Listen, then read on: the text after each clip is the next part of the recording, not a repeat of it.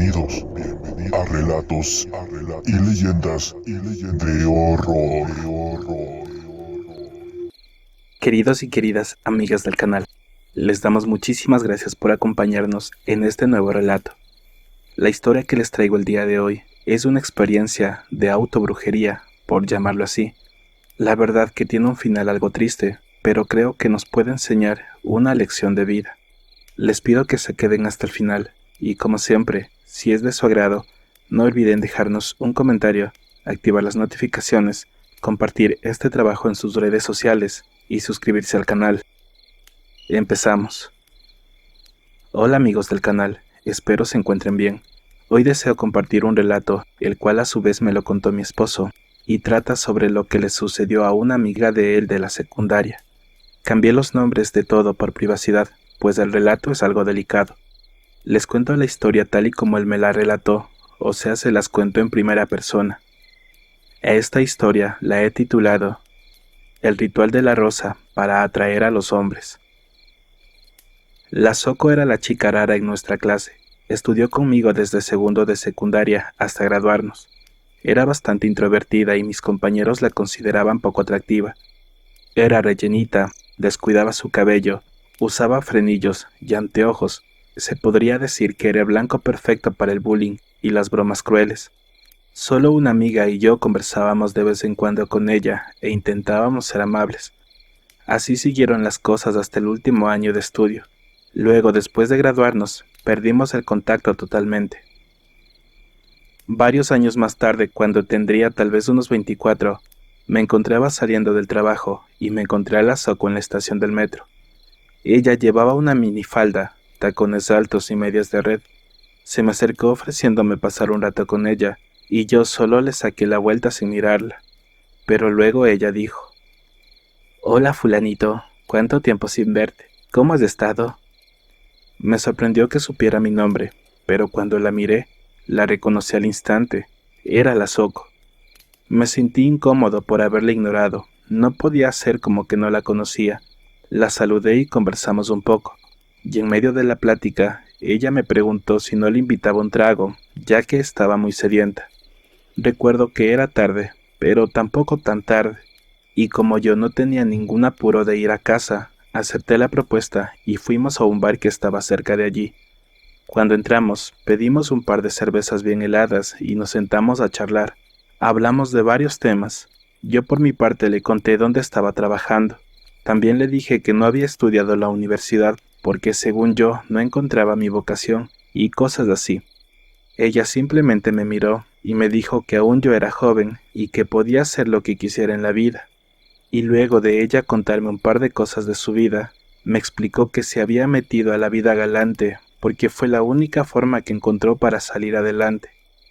Y ya un poco ebrio, no pude evitar preguntarle qué había pasado, porque recuerdo que cuando estudiábamos, ella era muy dedicada y parecía que tenía un futuro muy exitoso.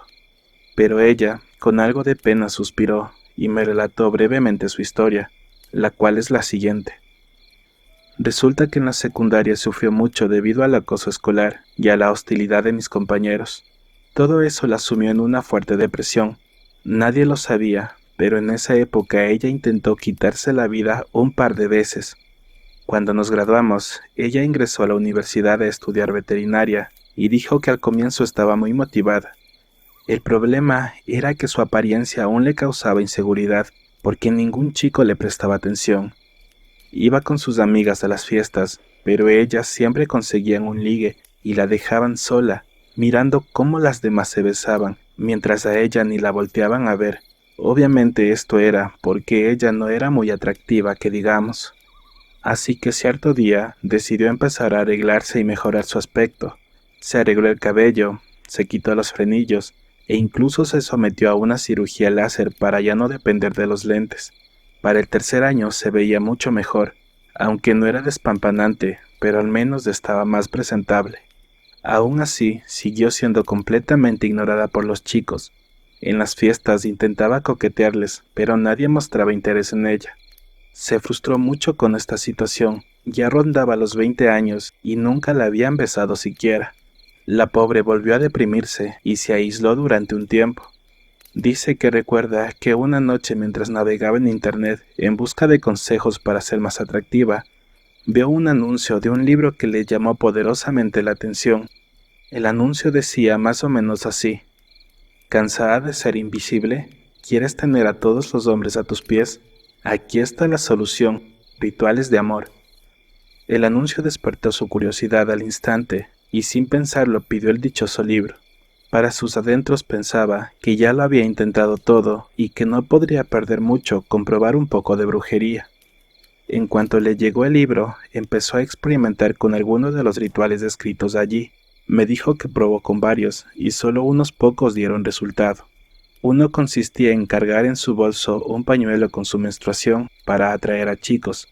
Esto era un poco desagradable, pero ella lo hizo. Y efectivamente, después de eso, algunos jóvenes comenzaron a fijarse en ella e intentaron ligársela, aunque esto no fue más allá de unos besos y manoseos. Convencida de que iba por un buen camino, continuó realizando más rituales del famoso libro, hasta que encontró uno que le llamó poderosamente la atención. Este ritual era más elaborado porque requería conseguir varios ingredientes, y entre uno de ellos era el que debía robar una rosa roja de algún jardín a medianoche para preparar una pócima. Luego debía bañarse con esta pócima especial recitando una oración. Dice que la primera vez que lo hizo funcionó muy bien. Fue a una fiesta y conoció a un chico con el que estuvo toda la noche y finalmente tuvo relaciones por primera vez. Quedó fascinada, convencida de que había sido gracias al mágico baño. Desde ese día nunca salía de fiesta sin dárselo y siempre terminaba acostándose con algún hombre. Era infalible, con solo bañarse y salir podía tener al chico que quisiera.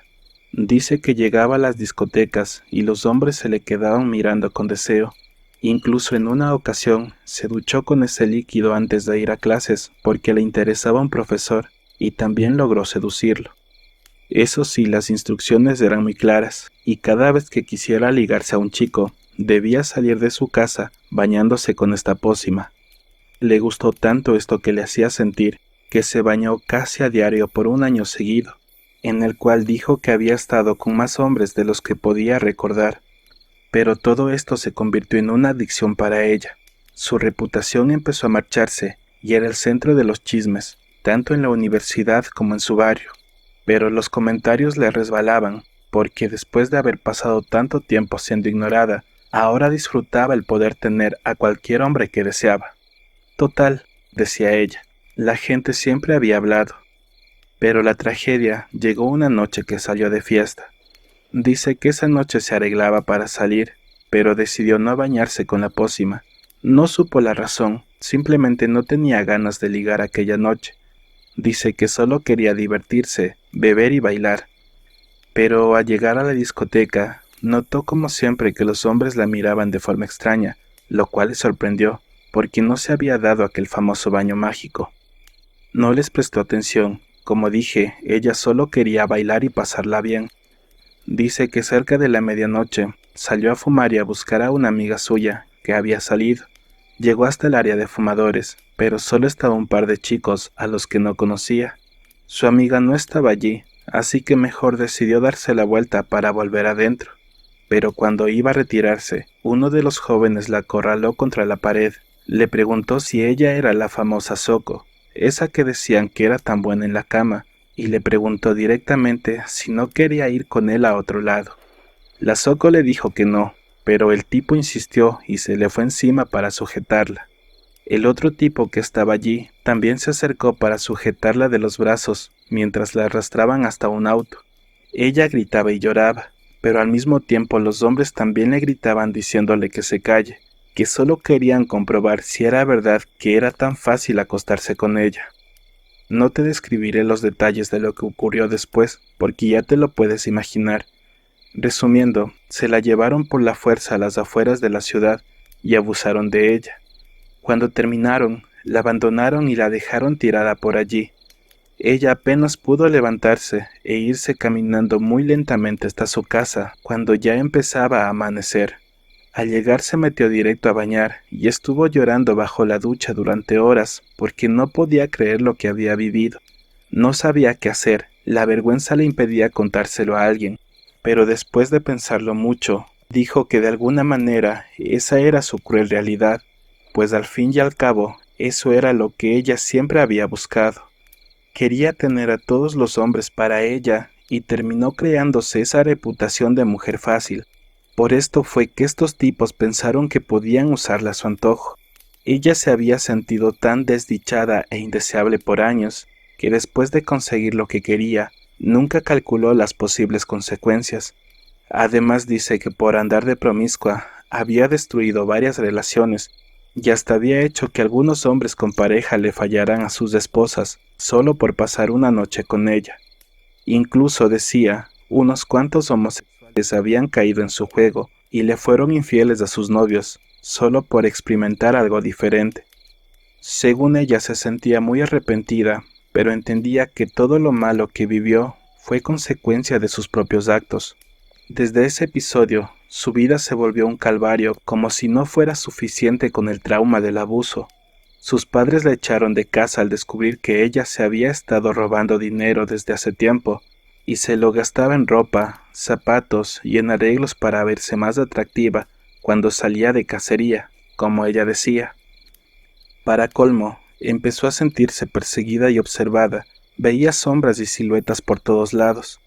Estuvo tan mal psíquicamente que la tuvieron que internar temporalmente en un hospital porque sufría severos ataques de ansiedad. Al ser dada de alta, una compañera de la universidad le ofreció alojarse en una casa que compartía con otras chicas, pero resultó ser como un prostíbulo clandestino, donde todas se prostituían. Sin trabajo y sin dinero, no tuvo más remedio que entrar también en ese mundo tan degradante. Y allí estaba ella, una muchacha que fue muy lista en su juventud, ahora había arruinado su vida en ese ambiente sórdido y promiscuo. Terminó de relatar su historia mirando a la pared con ojos vacíos. Decía que sea lo que sea con lo que se metió, tal vez funcionó para obtener placer y lujuria efímeros, pero que lo que le trajo fue desdicha y perdición por haber sido tan obsesiva y ambiciosa. Yo quedé impactado al escuchar esto, pero la traté con respeto. Había sido testigo del acoso que sufrió por su apariencia, incluso entendí sus ganas de ser aceptada y deseada. Después de eso, cuando nos despedimos y regresaba a mi casa, pensé que quizá no se debió a los rituales que la Soko logró tanto éxito con los hombres, sino que fue debido a su propia desesperación y obsesión. Recuerden que esa es la naturaleza humana. Mientras más anhelas algo con tanta ansia, tu alma se corrompe por la búsqueda de obtenerlo, atrayendo pura negatividad. Al final, meterse con brujería y hechizos para alcanzar poder, dinero, romance o lo que sea, nunca acaba bien. La Soko al final lo perdió todo: respeto propio, prestigio, salud mental y otras cosas más. Podríamos decir que fue un intercambio justo por su ambición desmedida. En conclusión, queridos amigos, cuando mi esposo me contó esta historia, también me impresioné mucho.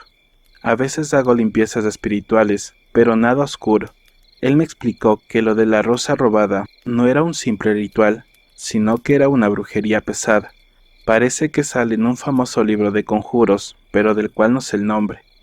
Como moraleja, les diré que con estas cosas es mejor no jugar, y espero que donde quiera que esté la Soko, le esté yendo mejor y que algún día retome las riendas de su vida.